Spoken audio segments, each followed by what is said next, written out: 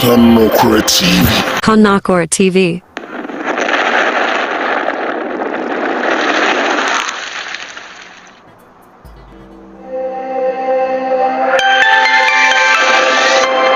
Kanokura TV.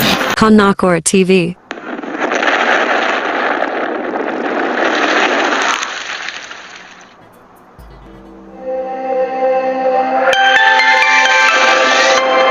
Kanokura TV.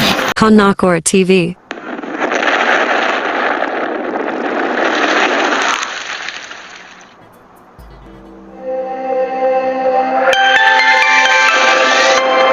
Kanokura TV. Kanokura TV.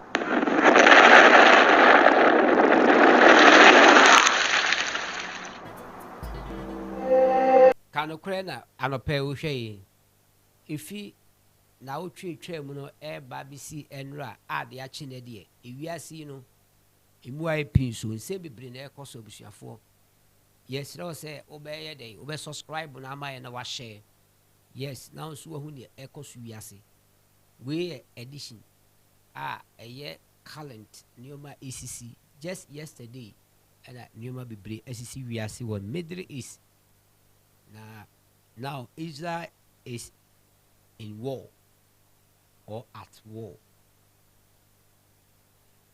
Endra missiles, even to say a 181. Idea for just a 200. The car missiles are not just a rocket, weigh a ballistic missiles. One of the missiles here. Russia for the whole home pa Iran for the so my be and the dino the kayami budi so RHSS armies as one just a very deadly missiles by very powerful travel faster than even the sound so armies are seen by Israel it be travel just 12 minutes from Iran to Israel 12 minutes na missiles na adu Israel dada say if Iran eba Israel is about 200 and yet 200 to say every 200 kilometers that's 2,000 kilometers or 2,000 miles 2,000 miles and you say we free echo wagadu base 2 times national Iran 40 me 2 missiles it me travel just about 12 minutes. Now, BJMG me say the intercepted are not just an iron dome. Is that for ECC be required, but a yanko ponsa and a year chuma Israel. So glory be to God that God is defending His people. Said ye nimu ewo trosimuno. Now, what is the latest development about after these missiles? Yeshua Iran for the interim kotosa missiles and that's what attack Israel. And ma be bring ekoswa Iran for abo akufo be brano ebi Houthi for our more Yemen ebi Shia Muslims more Iraq ebi Hamas for Israel for emphasis almost they are condemning them. Ebi Hezbollah for na say so yenim de Israel for the aye omo to rocket to Israel about a year now. Nobody's complain, nobody speak against it, nobody stop them. But when Israel retaliate, Israel have committed a lot of sins. Na enona ye na ya te de asi enti Iran for sure umu said dia wo mo process wo mo crofo mo ta wo mo chia wo mo ede bomb ho ban Israel for ya say wo mo enti who say Hezbollah for they were calling support from Iran so they support to wo mo emom sika ni o magina na say wo mo chiro na say Iran for embe bo mo dia na so mo say Iran for adwom hama so minim say ade Iran for koye no mo mpe but they have to do something to redeem their glory and no be na e feel vain glory because glory be ko gia with the bonnet and woo and the eba because obiam say Iran for them hu omo akode omo tumi Middle East word Iran is superpower na Iran for yes ade na omo nkrofo nyina na if nothing is happening because you na say Iran for president come for us we nobody understands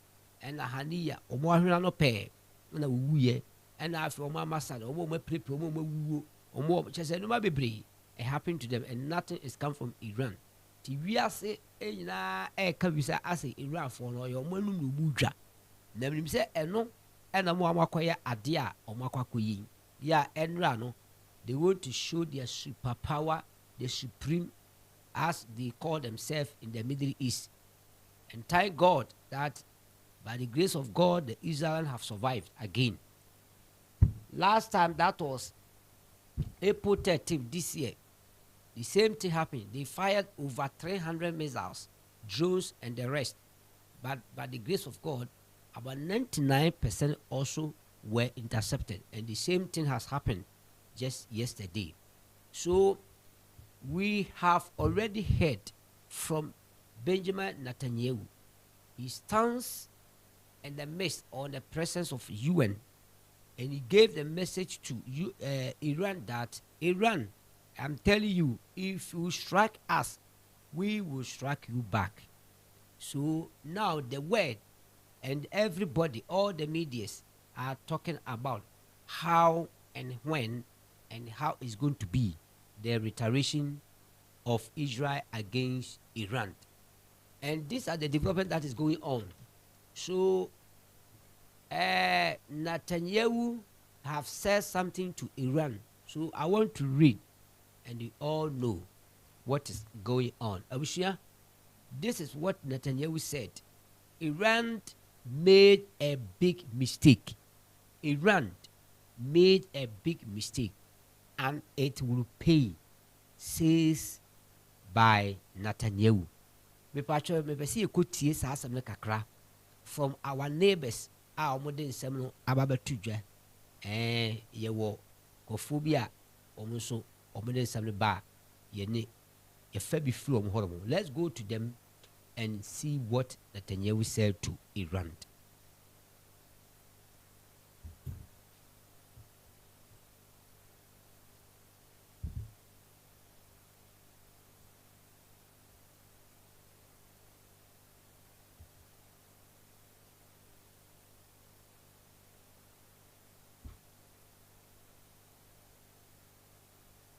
Sound the mouth. Annie, sound the mouth.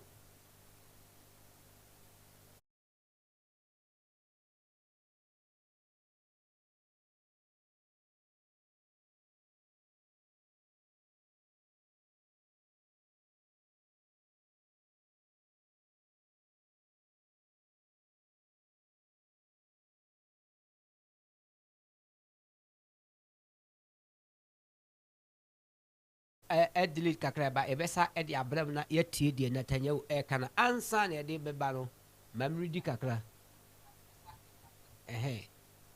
entino ye twaso na yahwe o see he said the regime in Iran does not understand our determination to defend ourselves and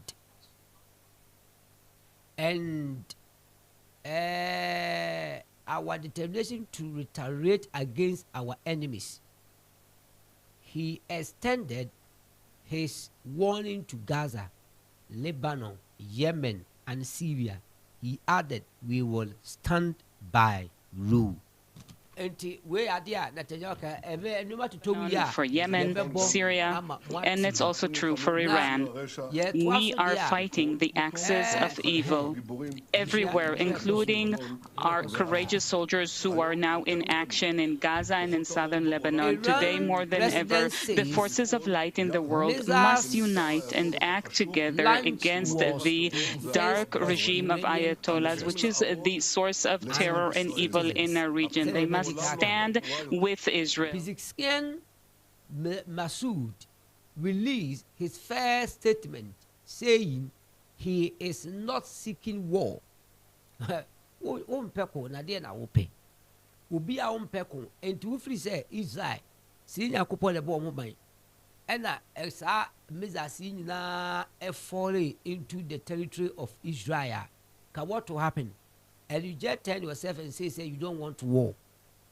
What country and the better say I'm what to say I could do when you're there back or show.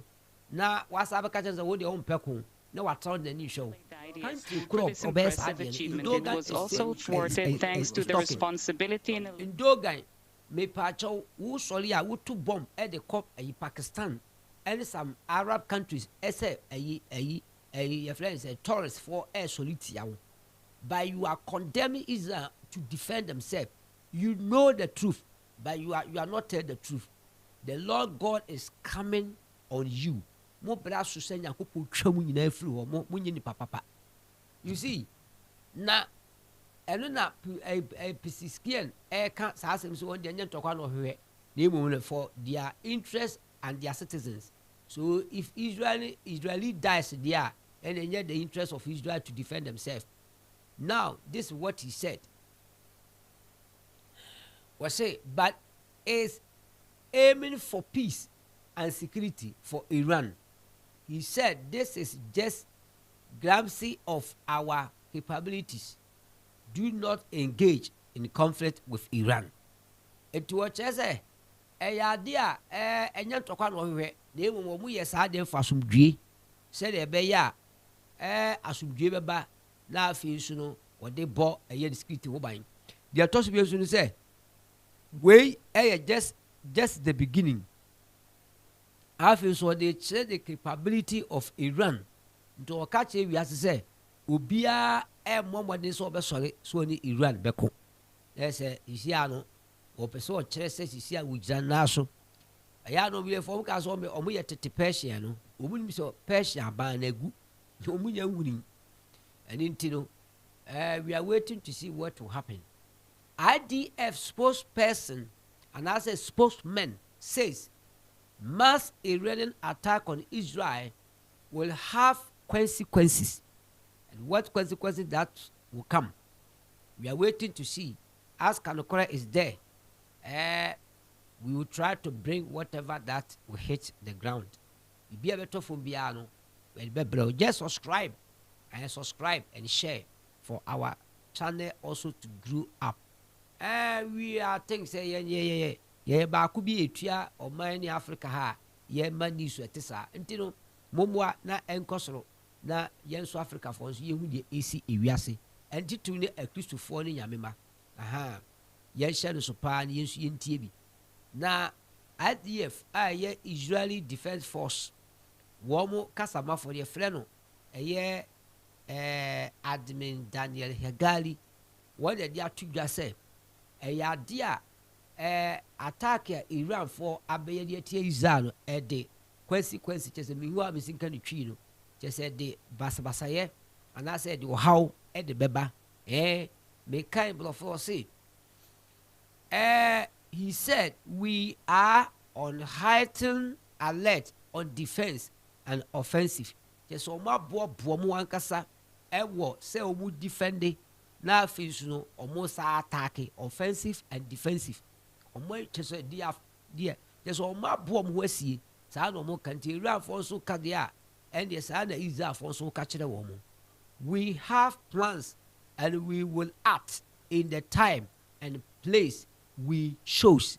To say omuwo enhihye na idea they will act just ombeye ombetu one among wo bra ene bia wo mo ankasa ebeyi tie ye hwe abafo bre kasafa the nuclear plant ne ho ene omoye facility wuni mo madwe bia nyanya ho kra na omo attack so that who knows na omba be yi ye friend say Nasara e free who knows but all of a sudden now Nasara is no more nti Iran force mama nka mo say ayetola ono na o shes anu we nyina achi no o me na kwakosi say o mani mpi wa hwe ya na ja na usuro ayayanda ka obetwa emene ka obetwa mene aninti na chese de wo hono no abushia de wo nti beto aso a me pacho say Netanyahu asam no o kan no ready na maswate na yede amanfo ate say Netanyahu is very serious. Hezbollah has carried out several attacks on Israeli air forces involved in the IDF operations in the north of Israel, which has seen Israel deploy ground troops into Lebanon. Ayadia Hezbollah for no mpanyinfo nyina wo ne mo rocket de bia so mo to baani nanso ni nya so awurade so intercept dodo na eno ena chese ayade a eye idea for nka so ma hyase se wo so ombeto e dia share Israel force for ground because of ground invasion. I'm going to read about it because of ground invasion. Na chese o say ye wo air force and ye wo army no wo form no to wo air force no mo de aeroplane nam wiem and omo e form so de ammo cars near atuo nam form no aha no de omo ba form and de omo de asoja for ni TS form omo share underground tell them call Gaza no sa pepepe enu na Israel for no I want to say omo Hezbollah for no kwa ko boni face to face and that's all ko boni ma di be see no asi nti eno so no ya de a ehu papa bushia na so ba be kan indogan de no yenkotie owura bia wono so oye Iran professor bia one of their universities asema wakani your friend Professor Muhammad Marandi was saying, he said Iran will hit Israel harder next time. He said Iran has countless underground missiles and they are thousands. These were made for any potential war with US. He said if US get involved in the war, the Iraqi regime will wipe out US and that there is no way Iran will lose the war. And that's this war. Unlike you, we do not believe in chosen. Iran for no say Israel for what you say ombe retaliate and that's all ombe tuya omsoka ombe hit Israel harder than this. They say I couldn't to buy and run ombe to more than that quite a diamba. Go on any party besides say why we are na Israel for no Iran for no enom kokwa no Iran for the Google say they will target their nuclear facility and the oil and the rest.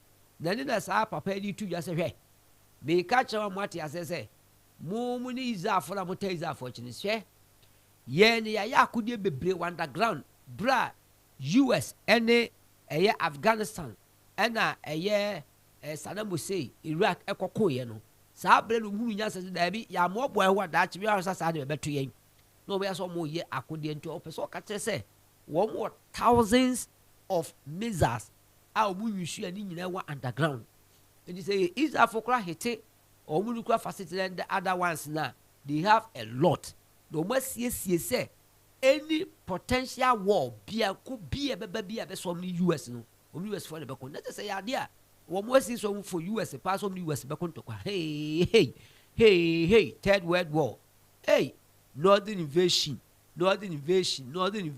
Ezekiel 38 and 39 we see we Jesus maye was say wo be ba ko be so ko so rumors of war ama be so ahine be so ahine so when yehu ye o Yesu man ultim say aben ampa abushia aben papa na me pese yikoti nanum asem kakra na ye hwede ono so kwie ba bete Netanyahu de na afi de ndogan so e de abetu dwa no na so yaka ho asem yenti kakra ne yebra.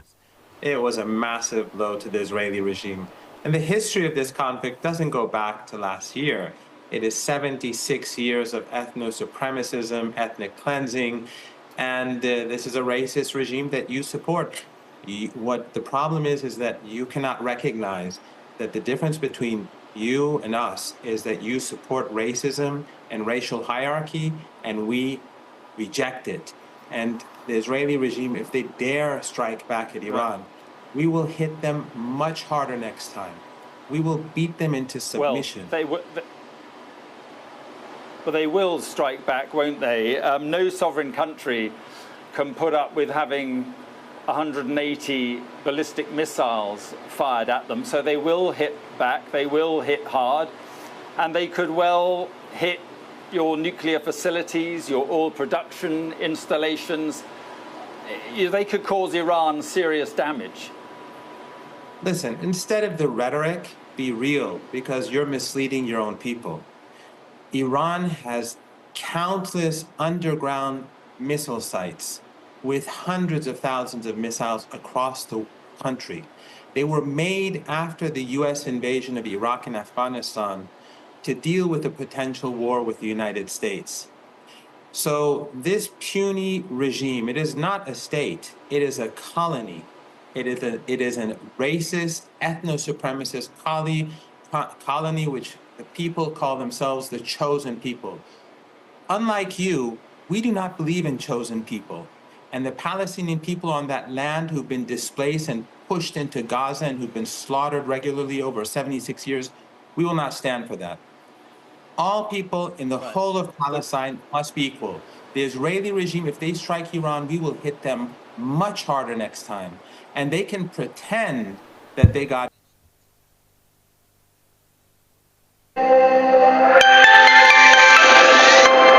Conakry TV. Conakry TV. Wait there, one kasa, what TB pa, enti obeso say omo akudie bebre a Israel for di agora, they have many. Enti Israel for Netanyahu wuti a meshara no me boy say be obetibi. Na onso ahu, dia onso obeye. Na yen sanko yen kotie said ye womu no kasa omo akudie bebre no, die Netanyahu so eka. Was say Iran, you have made a big mistake. Let's go and listen from the Prime Minister from Netanyahu. On this a short time ago. Citizens of Israel, first of all, I would like to extend my condolences to the families of those who were murdered in the atrocious terror attack in Jaffa and wish for a speedy recovery of those who were wounded. Just like in the missile attack, there's a guided hand behind this terror attack as well, a murderous one coming from Tehran.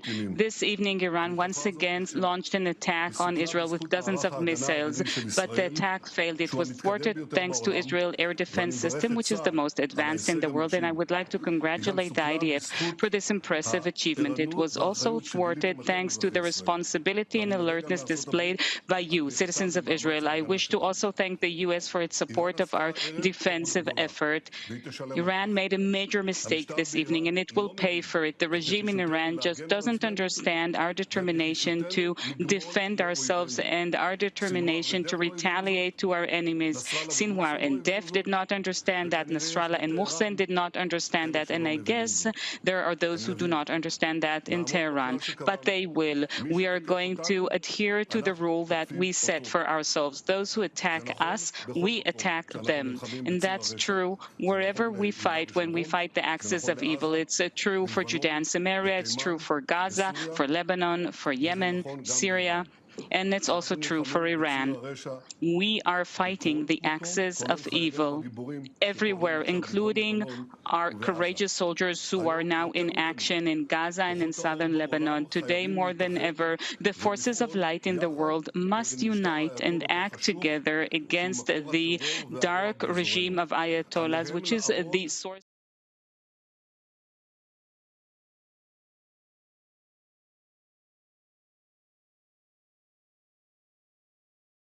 Kono ijila kono to Ghana ha and our Africa and you what you say with the kono count because Iran omu one of the giant in the oil sponsors and I say oil on entino say entokwesi na Iran omu facility ni sa no ni nyina say ya ebema oil bo be kosoro ankasa petrol bo yete ya yesu de kakrempo yeto yentimi nto yesu na ekoba se saa de koso a abusuafo de nsem bebrebe wiase ensem bebre anti wiase we no preko ne sayem preko na wiye nyase de ona wo nso a eyade a ombeye chese izafo no hu se wo man hwi ya daache no na afi de beba na wo man ntimi anso ano nti they have to retaliate that eno na saa se mi kuro ya mu na eye eru afo de abetuja se wo so bokoko de ache izafo se de ache US for se omunim no beta izafo chi a wɔ Israel or a US for no wɔ ɛyɛ military bases bebree ɛwɔ ɛyɛ Middle East hɔ na so wɔn bɛta Israel for akyi wɔn ka kyɔm so wɔn nso bɛsɛɛ sɛ military base no ɛyɛ nti maame read wɔ say Iraq armed groups threaten US base if US joins any response against Iran or if Israel uses Iraq airspace against Tehran.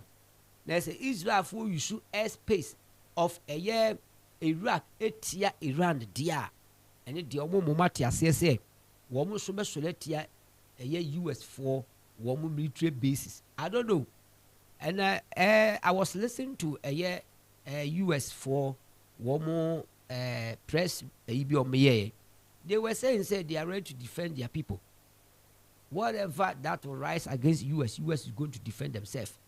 Omaka enti Iraq from hwe ye na mono Israel from abom pen wa hwe ya no ba sa de tia su menu a afi de wunya baabi enyina kura na se de ewo eho no na me ka se no enye se de omo ye nti ama omo agyaye o Israel for ni guso ko Gaza enu ase nipa ebe se aduasa ndi akiri na omo wu a enu ye Hamas for omo half ayi na dia beto half ministry say no question ye kwere sa na abedadwa enu akiri so no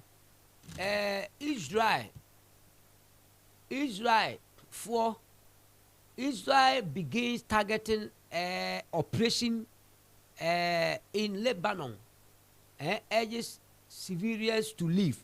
Israel for no asase see the grand invasion no ma se konka kra omo ka che Lebanon civilians for nya so mu free baby a Hezbollah for ntete no o man nye se Gaza de no ya ka se omo ye genocide omo bo mama ne na omo afiri odi a na it's not their fault. Timika say soldiers were conducting a localized group raid on areas that have been used to launch attacks on Israel. You see, me bia womo ni nyina no ya de omo ye hye a omo koto ahye Hezbollah for no kwa ko boni one pa na Hezbollah for no so omo so ama Israel for ate say womo so te wo twen womo mra womo no be yia mu papa enye asem koto abusua entina enema ekoso no na ansa na me de ba ku me be twa to share subscribe we Kanokore TV na wo hwe no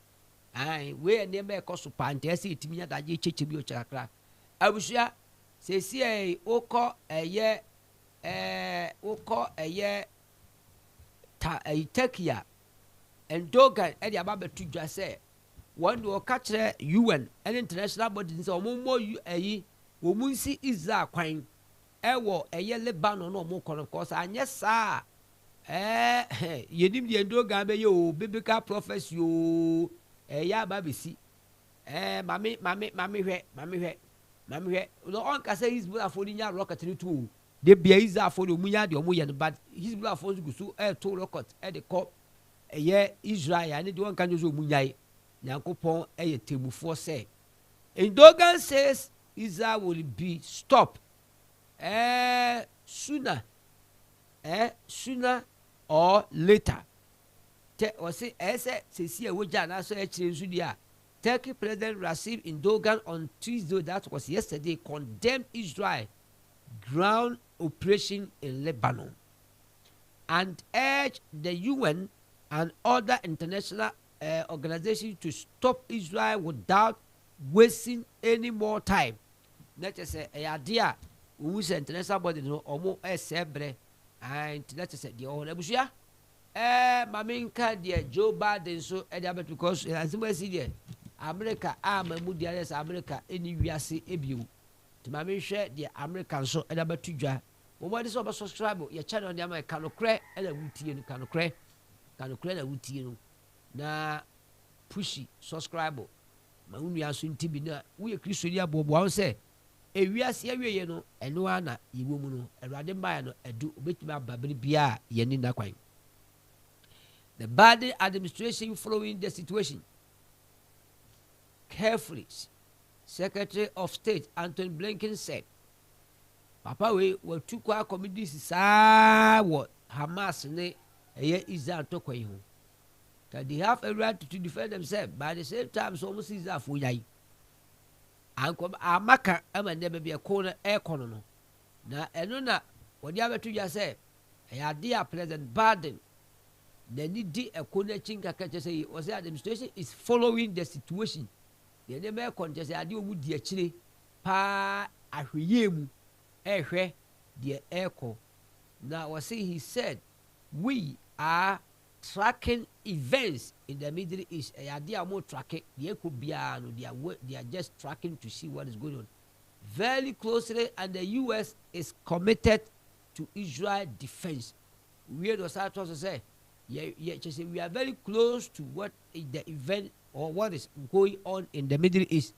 But the person catching we are seeing now say, yes, I Israel for the chi, and I say their defense. Anyway, you say. US for so a boy Emma a year Mrs. and then Baron to TV echo 2 a William and ya dear Yamiadum harmless in our form. Meanwhile, the US defense official said that US destroyers in the Eastern Mediterranean Sea had intercepted a number of Iranian missiles Tuesday night.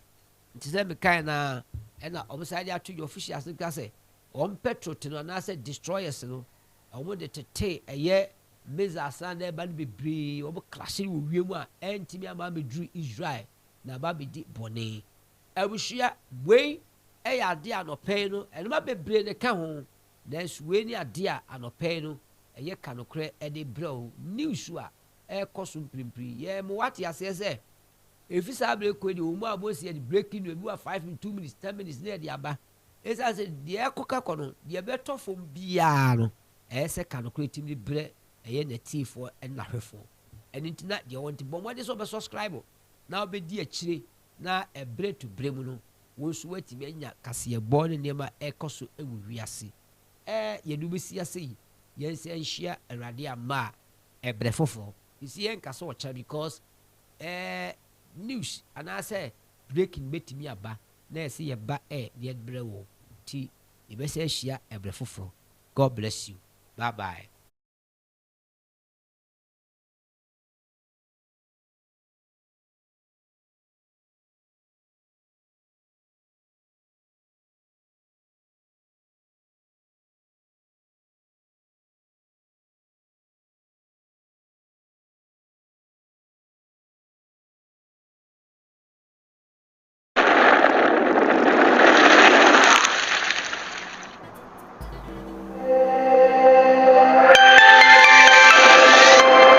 Kenmokra TV. Konakora TV.